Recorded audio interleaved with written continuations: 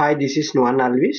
Today we are going to discuss the India payroll statutory part and how to configure the India payroll, especially statutory. So when it comes to the India payroll, so there are two categories. One is contribution and the other one is deductions. Deduction is like taxes. So yeah, under taxes they have professional tax and TDS. TDS is income tax. Basically, professional tax will calculate based on their statutory location. And when it comes to the contributions, it has ESI, PF, and LWF. ESI is Employee State Insurance Corporation. That is a contribution, and profession Employee Provident Fund is called PF.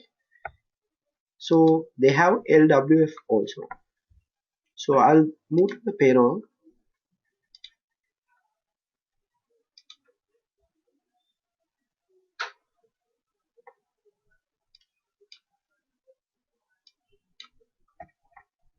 I'll go to the pay item definition. So there actually you can see the CTC components, basic salary, HRA, then you can see the contributions, right? So PF, ESI and LWF. I'll show you one example how to, let's say, basic salary. If you want to enable basic salary,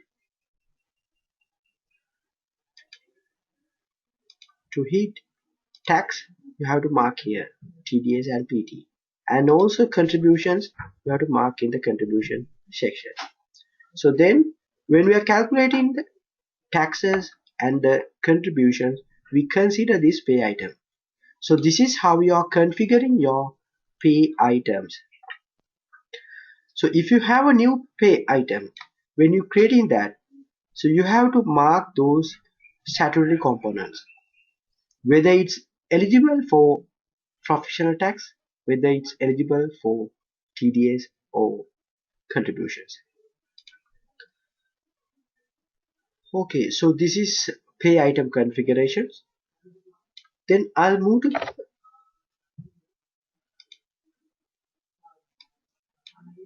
add employee to payroll.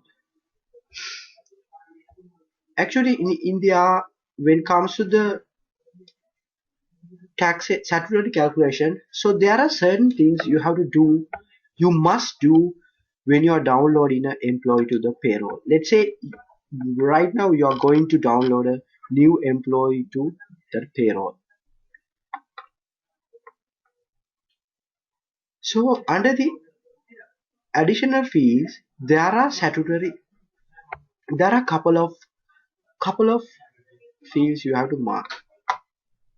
One is a statutory state. Statutory state, sometimes some customers may call like PT location, right? So standard word is statutory state, that you have to clearly mark it, right? When come to the Maharashtra, if an employee male, so their calculation is different. So then you have to mark their gender also correctly.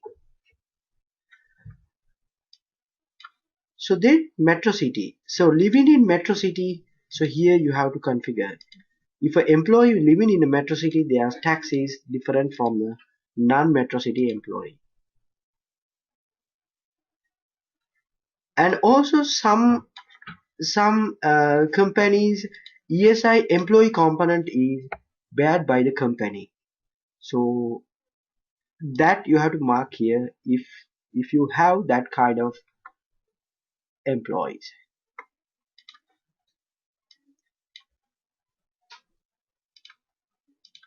So then I'll move to this parameter area. So there are certain parameters I want to highlight.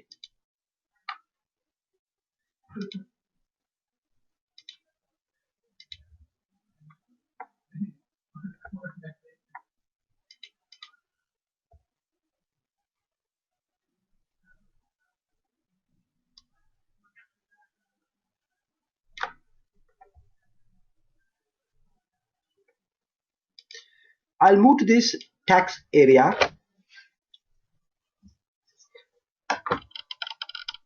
So under tax details, there are tax definition.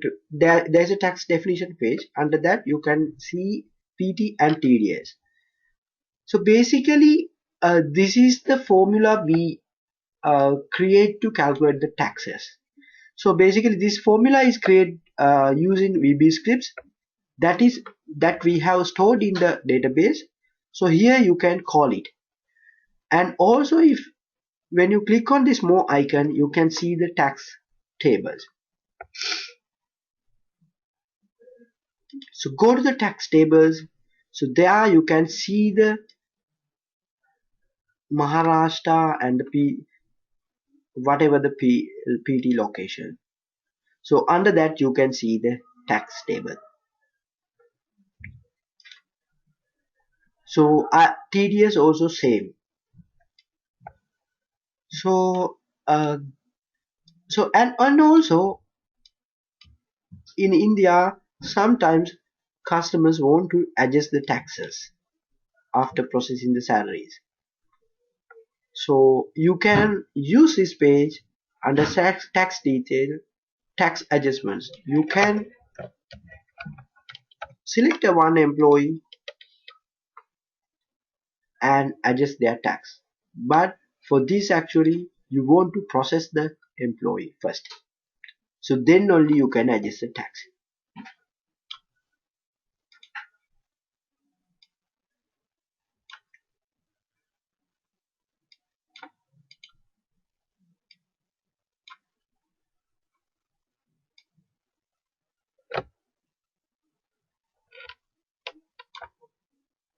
And also I want to highlight, so in ESI, so there are some parameters.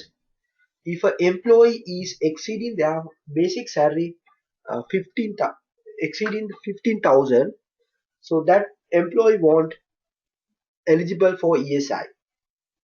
So that will automatically happen. Like if you don't want to think about that criteria. Let's say if an employee right now, if an employee is having 14,000, right? So he will get an increment on this month. So then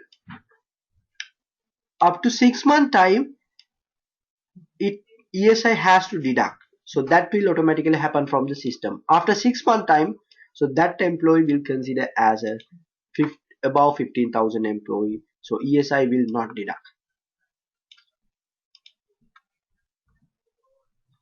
And also, if you don't want to deduct any of the deduction, any of the contribution from a one employee, like sometimes there can be employees who already retired and work as a contract. So then company doesn't want to deduct PF or ESI. So then what you want to do is actually you want to unassign that employee from the pay item assignment. So let's say this employee is already retired and rejoin as contract employee. So you don't want to deduct PF. So you can unassign that particular employee. So then that particular employee will not eligible for PF. And also sometimes there can be expat employees who working under your company. So then if that expat employee is not eligible for TDS or PT, so you can tick off those employees. So then those employees will not basically they don't get any deduction, TDS deduction. So those are the statutory calculations and also the way you want to configure from the front end. Thank you.